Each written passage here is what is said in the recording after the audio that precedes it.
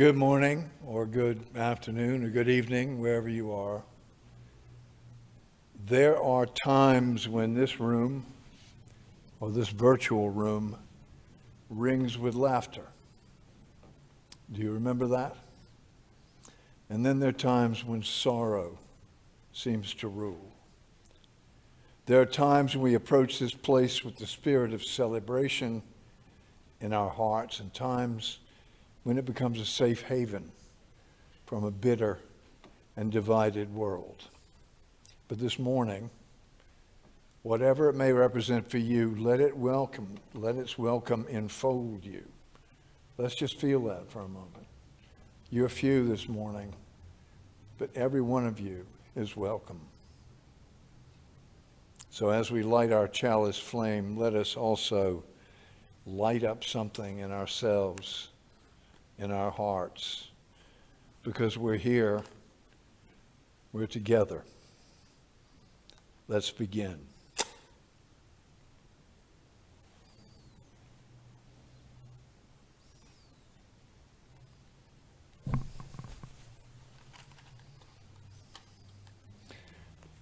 I think we're going to hear from David now.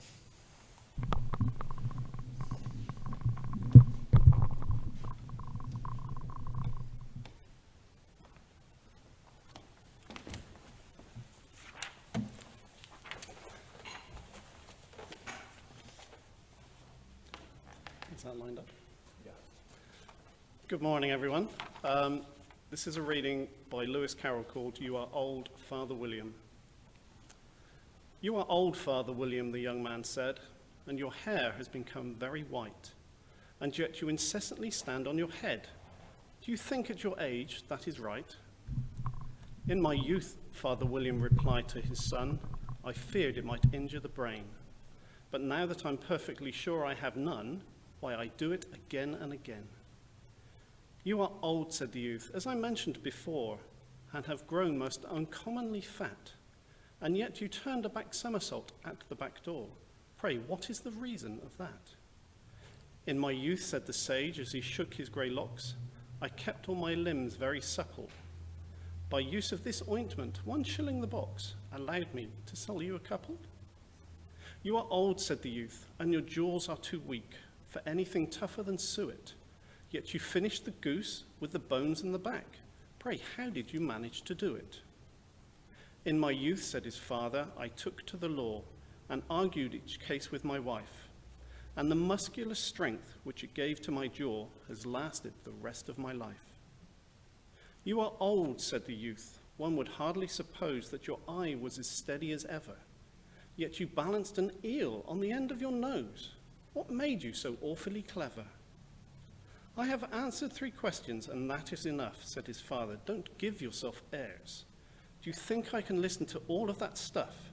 Be off, or I'll kick you downstairs." Thanks, David.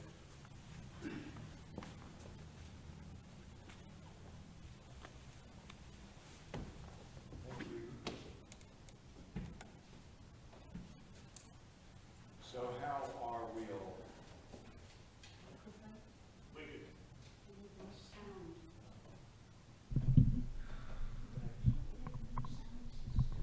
Thank you. Okay.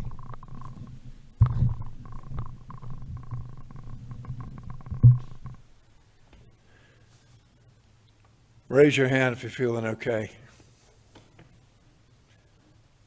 We're okay. Now, take a deep breath. Yeah, let's all arrive here.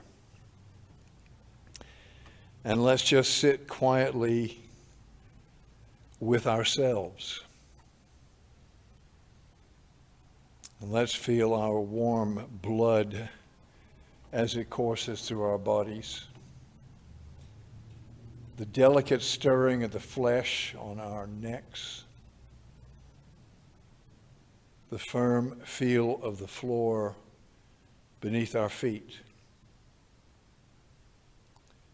Let us feel our arms now just hanging serenely from our shoulders resting from the toil of living.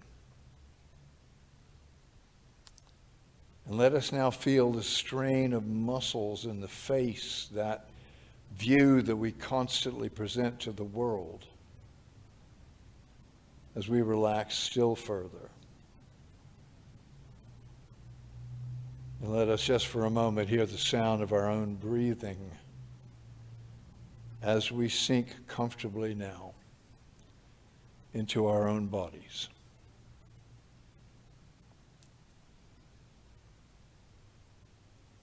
Now we can hear the clanging echoes of our thoughts, the memory of the done and yet undone, the injury, the guilty joy, the scheming and doubting and fearing of what is yet to be. But let us fold them away for now. Let them come, and as they arise, let them go. Our feelings, hot and urgent or drab and listless, settle into the calm that we forge with our stillness in the good silence.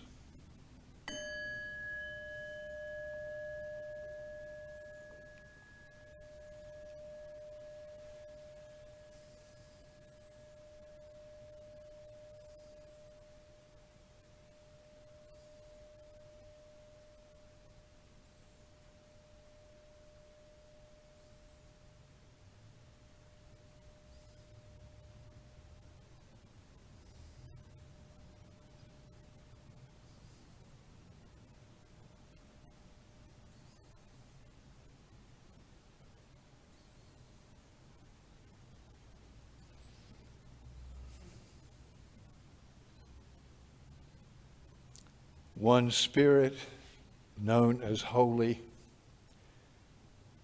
giver and withholder of wisdom, comforter, challenger, maker of lives.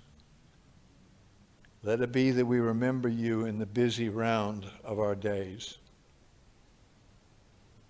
Give us to know that your voice is also to be heard in the din of traffic, the small talk of friends, and in the cries of the needy. In our indifference and self-obsession, we may forget you. But, O God, do not forget us. Let this be our prayer as we say now with our whole hearts. So be it. Inshallah. Shalom. Amen.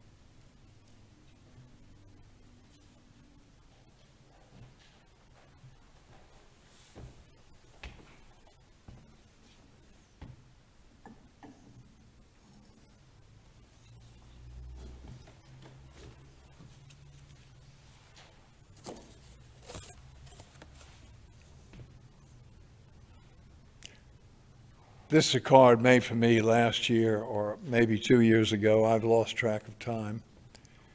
By a friend of mine, an artist. And it says, "Is today your birthday?" And it's got a number of choices, including, "Yes, arg." No comment. I'm going to pretend that today never happened. Please repeat the question. Yes, I am now blank years old. Insert new lie here. And I look at this sometimes and I think, today is in fact my younger sister's birthday. And I almost sent her a message on Facebook saying, I'm sorry, this too will pass. What is it about birthdays?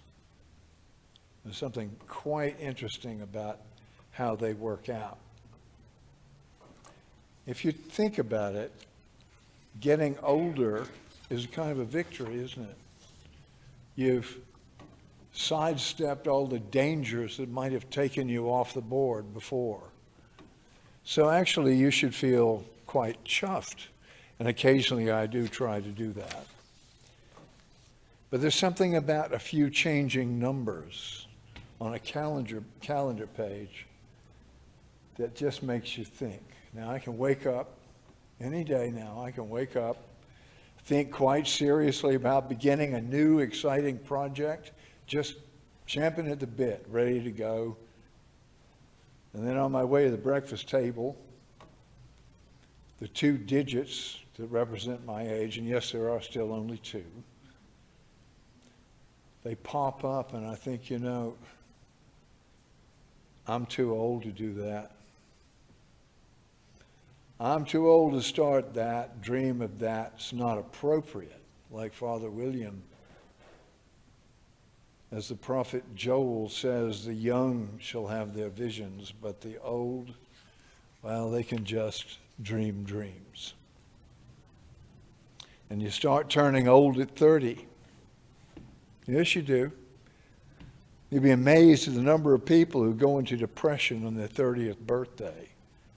And 40, oh my God. I remember 40-year-olds from my childhood. You remember those?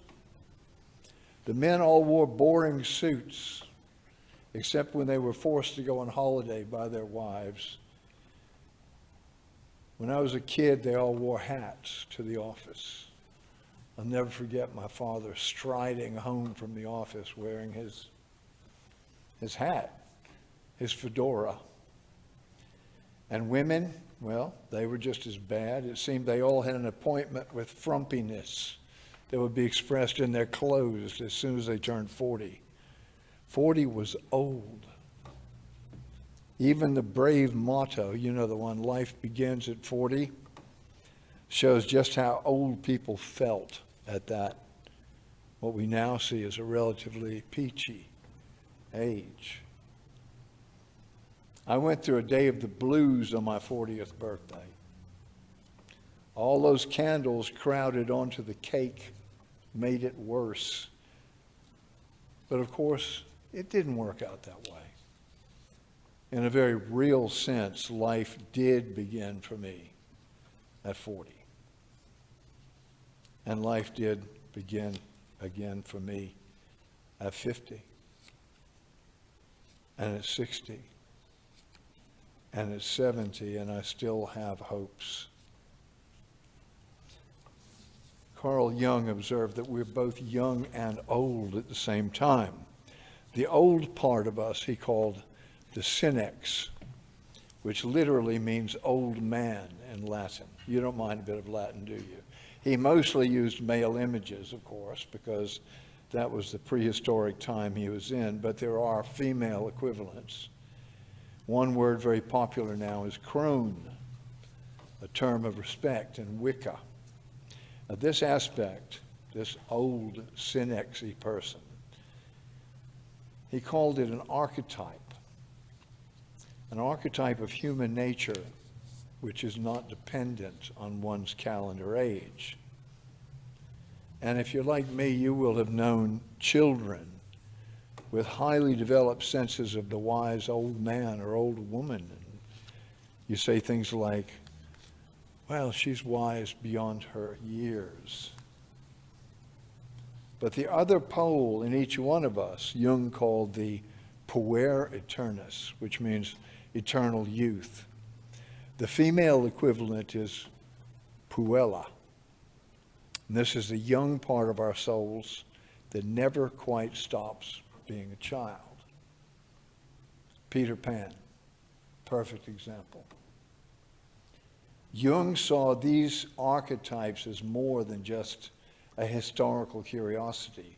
He saw them as keys to self-understanding that raises the level of psychology beyond the treatment of neuroses or antisocial behavior or uncomfortable moods into the region of the life of the soul. But he left this mystery. How can we be both old and young at the same time? Well, the answer to that comes in part from the perambulations of developmental psychology, which says we don't mature in straight lines. If we think about our life, we think about a long line with little gradations along it. You know, here's where I got my first car, here's where I got married, and so on and so on. We think of it as a linear thing. But according to these people, and particularly people like Sam Keen, who I like a lot, he says you don't age in a line, you age in layers. One layer on top of another. So that the child in you is still there. It's just been buried under a lot of material that's happened since. And he wrote this book, Sam Keen, called To a Dancing God. And he says, you know, time isn't at all as we think about it. It's linear only from the point of view of the scientific study of it. But really, it's cyclical. Speaking of a lifetime, the human mind and memory doesn't seem to be able to detach itself enough to comprehend those patterns of which it's a part. In this way of looking at time, life is a collection of seasons, long or short, with beginnings and middles and ends contained in a shifting series of cycles. Each of us, as in Shakespeare's metaphor, plays a series of parts. These parts and these storylines interlock, they fuse and overlap one another. It more closely resembles a season than a fragment of time.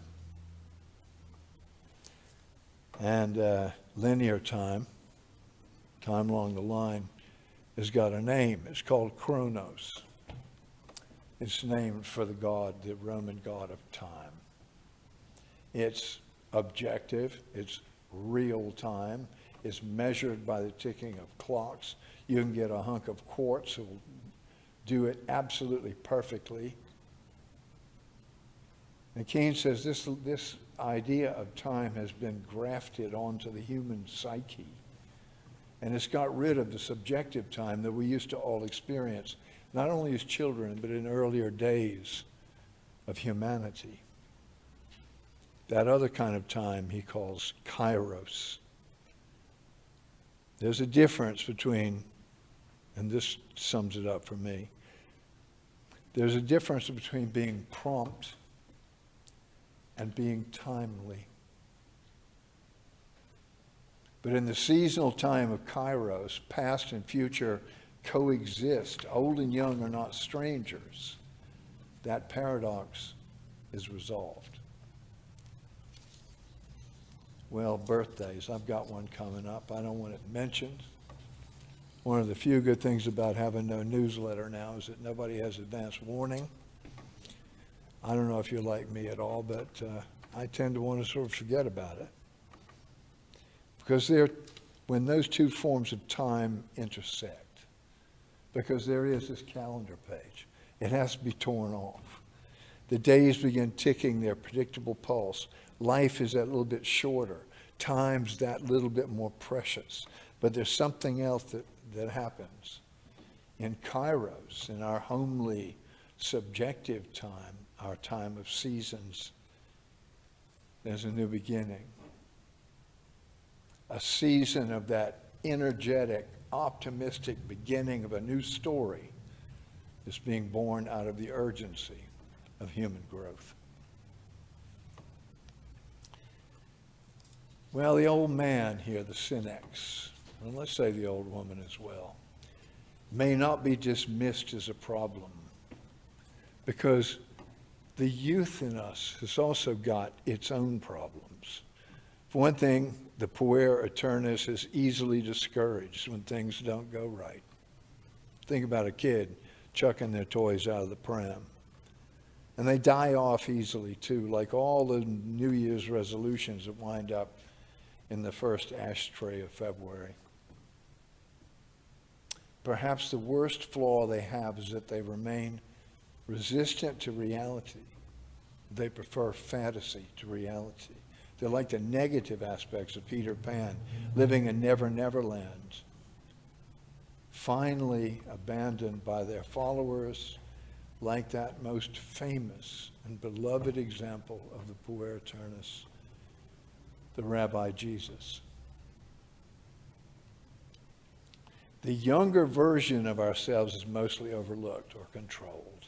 And because it is controlled, we don't hear nearly enough from it. If you ignore the youthful part of yourself, though, it's not going to go away. If you don't honor it, if you don't let it out to do something, you get the other side of it. Not childlikeness, not playfulness, not a sense of fun, but what we call childishness, self-obsession, which toddlers have. The child that we were is in some mysterious way still who we are now. We can be wearing an Armani suit negotiating a $1 billion deal somewhere in a high tower in a bank. And sitting there is a 3-year-old thinking about something else entirely. What we need to recapture is not childishness, but its more attractive cousin, childlikeness. Playful, optimistic voice appears every time the old Cynics threatens to overwhelm us. It's the fresh view, the bearer of enthusiasm, the love of experience. It's the bearer of fun. Well, I don't know about you. This has been a long old pandemic. To say it's the longest one of our lives is a bit silly, because of course it is. And maybe we've been through a bleak midwinter in our lives. Maybe our lives seem to lurch along in their weary pace. Maybe there seems to be very little really to look forward to. Maybe we think that much longed for day when we rip off our masks isn't really going to happen. That things aren't really going to be much fun anymore. Maybe we do think that. Well, that is the Cynics talking to you. That is the old Cynics cawing in your ear saying, nevermore. And that's where the child, the puer aeternus, the puella, comes like a red cape superhero to your rescue. The weariness and sameness of life parts a bit. Something overlooked before becomes a brand new avenue to explore. Something made pointless by cynicism offers a previously hidden marvel. If you don't believe me, it's because you're listening to the wrong part of yourself. So I want to ask you this morning, who's winning the battle for your soul? Is it the negative croaking of the ancient, or the self-seeking whine of the infant? Or is it the best of both? The wisdom and serenity of the experienced and wise, or the freshness of enthusiasm and hope that is the gift, the great gift of the child? And I don't want to know how old you are. I want to know how young you are still. I want to ask how much scope you give to the childlike, not the childishness in you. And when you say, come on, let's play. You know, like a puppy. A puppy who's no experience at all will come up to you. And they have this thing called the play invitation. It's true in many species. They'll go like this, and that means let's play. That's what I think will come along to rescue us here in this beloved place. Well, my poor sister, I might call her today. It's one of those big birthdays, you know, with a zero after it. But every morning really is a kind of a birthday. So here's what I wish. I wish for you the presence of that ancient pair that lives in all of us to challenge you, stretch you, heal you, keep you alert with divine discomfort for the rest of this journey that we're all on together. I'll watch, I'll know. So may your plans be many. May they multiply. May your successes be satisfying and your failures be instructive. As always, may your days be rich with living. Amen.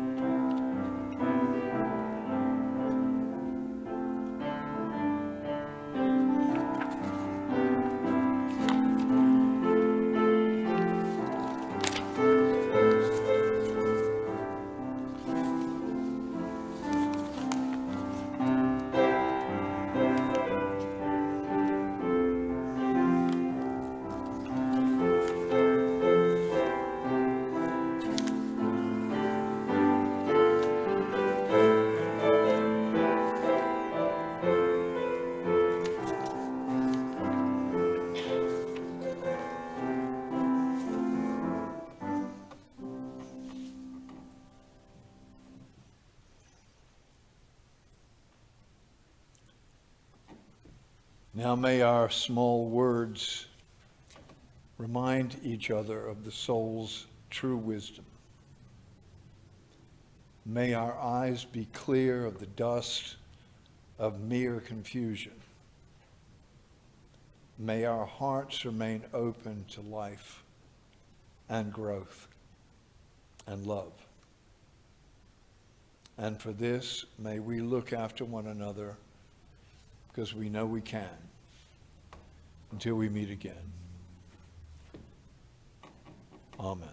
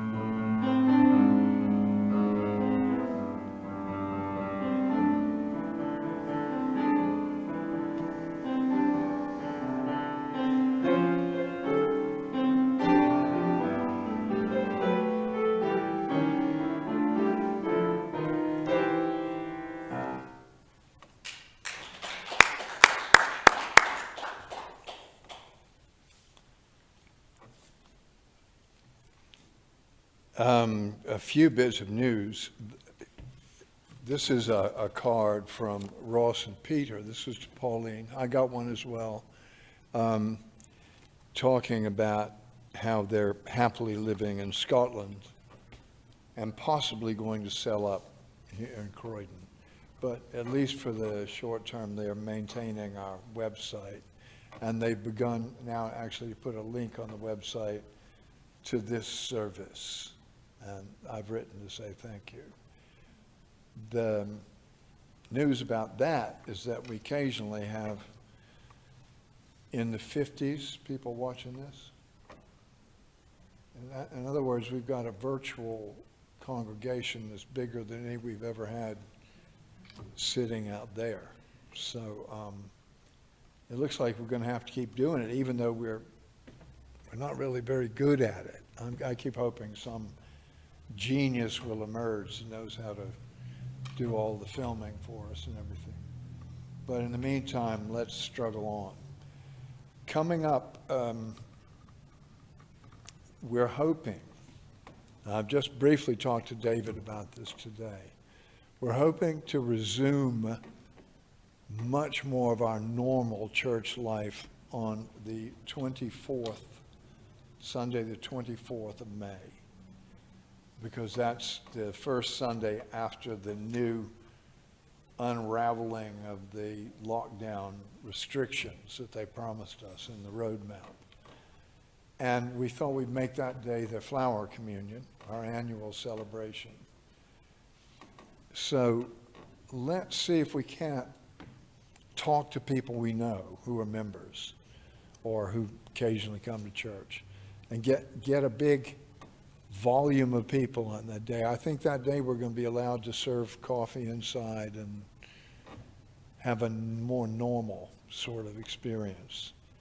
So I'm going to try to get some material together for Jim to send out a newsletter announcing that. But in the meantime, you can all help by ringing your friends and just say we're back in town 14 months on. Yeah. Yes, Paul.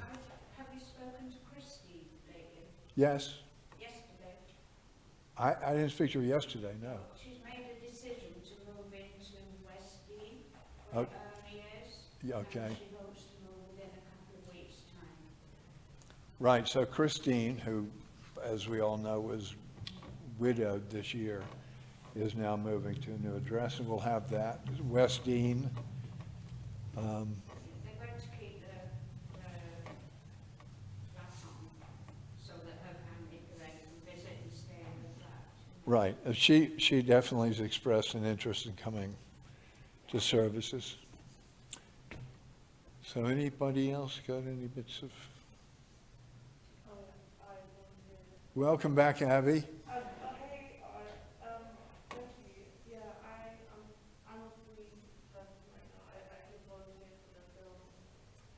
I can't understand what you're saying because The film, because you were saying how you did you're a film person. I am Well, I'll definitely talk to you about that. Stick around for coffee. So we'll have coffee. We're going to open both the doors. We're supposed to have it outside, but if anybody's feeling a little bit chilly, they can come just inside here with the open door. And it's great to see you. Thank you.